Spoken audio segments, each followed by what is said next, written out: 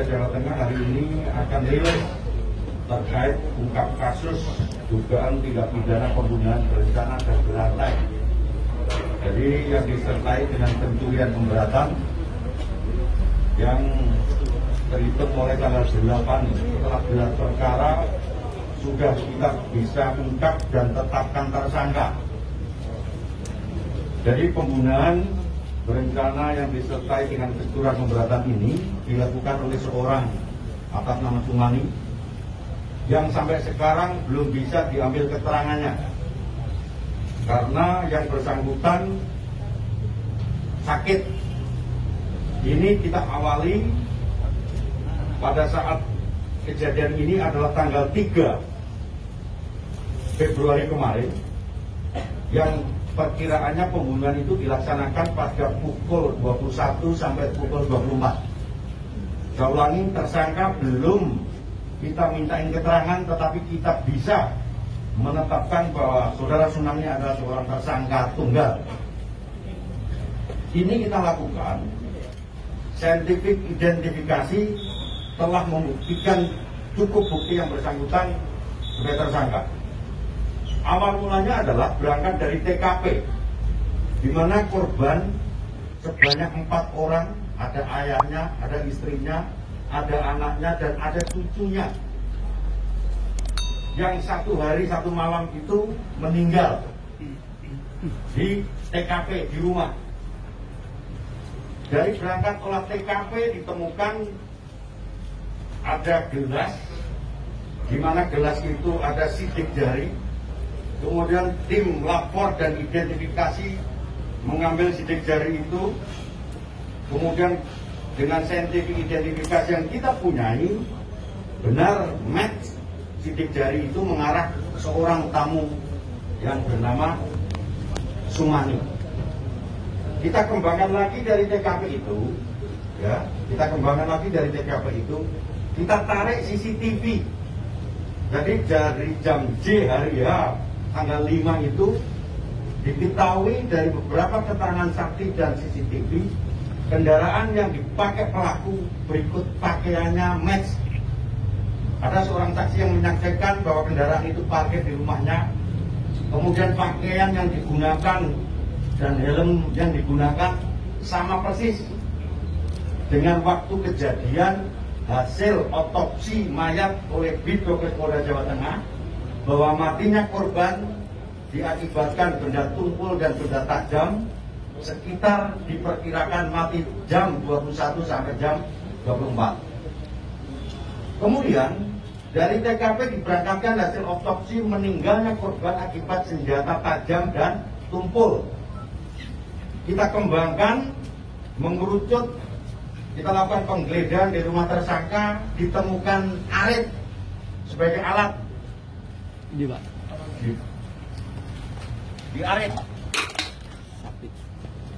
Jadi karena korbannya ada luka akibat senjata tajam, kemudian kita lakukan penggeledahan di rumah tersangka, ditemukan arit. Di dalam arit ini ditemukan darah. Jadi darah hasil lapor yang kita punyai di arit ini identik dengan darah korban istrinya, yaitu saudari Purwati.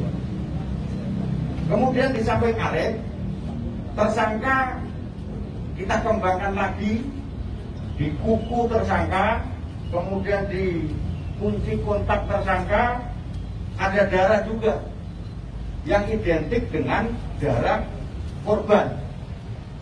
Jadi ini sudah mengerucut terkait dengan pembuktian.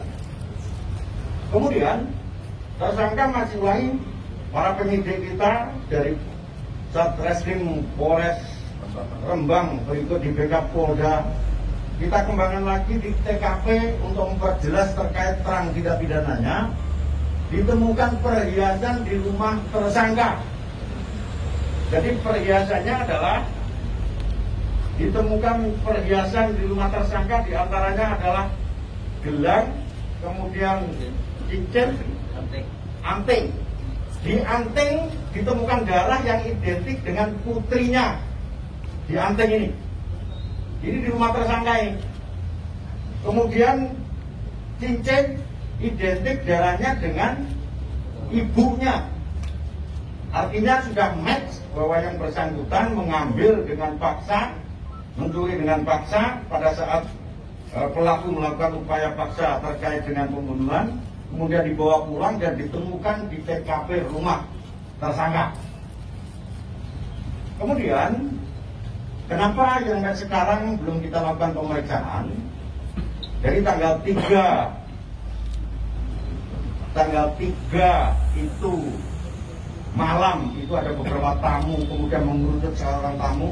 Tanggal 4 seorang saksi jam 6.00 itu berangkat ke rumahnya, diketahui banyak mayat atau keluarga yang sudah meninggal. Kemudian tanggal 5 kita lakukan pengembangan. Pada saat tanggal 5 bahwa gelas identik, rupanya tersangka sudah merasa bahwa dia nanti akan ditangkap, sehingga berupaya untuk bunuh diri. Entah bunuh diri apa enggak, yang jelas keterangan medis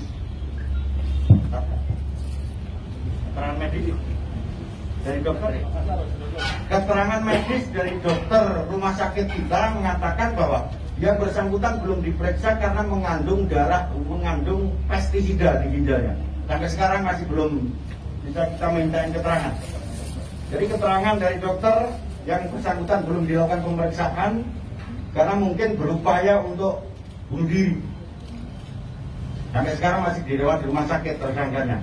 Tetapi kita penyidik sudah bisa menetapkan tersangka berdasarkan persesuaian bukti, barang bukti dan petunjuk yang menguatkan dengan beberapa keterangan ahli, baik surat maupun keterangan ahli kita lapor dan Bidokes Polda Jawa Tengah. Demikian rekan-rekan sekalian bahwa terkait dengan kasus tindak pidana pembunuhan berencana disertai dengan benturan kekerasan ini bisa kita ungkap pada saat ini.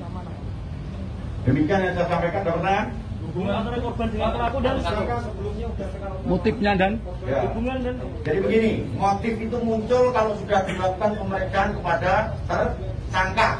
Tersangka sampai sekarang belum bisa diperiksa karena itu tadi mau bunuh diri. Tetapi ada kata-kata bahwa wes itu di BAP awal, interogasi awal dari penyidik mengatakan begitu. Artinya apa? Bahwa di situ ada motif dendam tentang sesuatu. Jadi pada saat beberapa saksi yang kita periksa ada penawaran terkait dengan gamelan dan korban telah menerima uang sekitar 15 juta kalau tidak salah. Jadi ada motifnya mungkin karena tersangka belum kita periksa, motifnya adalah terkait dengan masalah uang dan dia kenal dengan korban dan tersangka. Baik ya, baik. Kalau tidak tumpulnya apa? Saya Dimas Pak dari Menyingkap Tabir TV1 Pak. Kecocokan saksi dan CCTV berupa apa saja? Lalu bukti transfer 8 juta itu apakah ada di sini Pak? Gitu, Pak. Jadi begini, CCTV itu adalah jam J pada saat hari Rabu, yaitu pukul 8 bahwa yang bersangkutan keluar rumah, kemudian parkir jam 10 di rumah tersangka, kemudian diketahui oleh tetangganya atas nama siapa di situ, saudaranya, kemudian saudara yang lain, helm, kemudian jaket, kemudian motor, ini jaketnya, motornya itu, helmnya identik dengan CCTV dan kendaraan dan helm jaket yang dibawa itu masih kita dalami karena itu menyangkut terkait dengan kerahasiaan Pak. Di dalam handphonenya seperti apa Pak? Ada percakapan khusus Pak? Di handphonenya ada percakapan pada saat itu istrinya nelpon tidak terangkat pada saat durasi antara jam 21 sampai 24. Tetapi pada saat jam 10 dia sempat browsing. Terus ada percakapan dikuatkan oleh anaknya tersangka bahwa anaknya mengatakan bahwa bapak keluar rumah dari jam 8 sampai pukul 24. Artinya memang benar yang bersangkutan sudah tidak ada di rumah. Cukup? Hubungan antara korban dengan pelaku dan teman, mungkin kolega, tentang bisnis atau lain itu belum kita dalam. Yang jelas di situ ada transaksi gamelan. Kalau hukumannya ancaman hukuman dan ancaman hukumnya hukuman mati dan seumur hidup karena berencana pemberatan dan pencurian kekerasan. Pelaku dijaga ketat baik medis maupun anggota kita. Benda tumpulnya apa, Jenderal? Benda tumpulnya belum ketemu. Yang sudah ketemu adalah benda tajam, karena benda tajamnya posisi ada di rumah ini. Dan ini ada darahnya. Darah yang dipakai, darah identik dengan darah korban Ibu Purwati, istrinya, identik ini.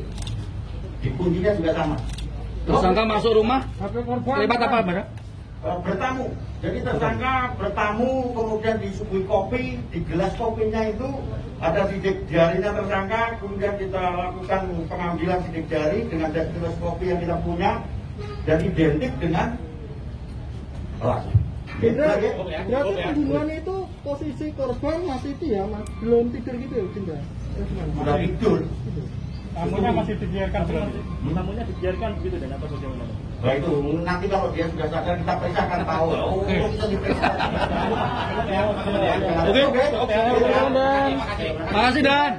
Makasih Jenderal.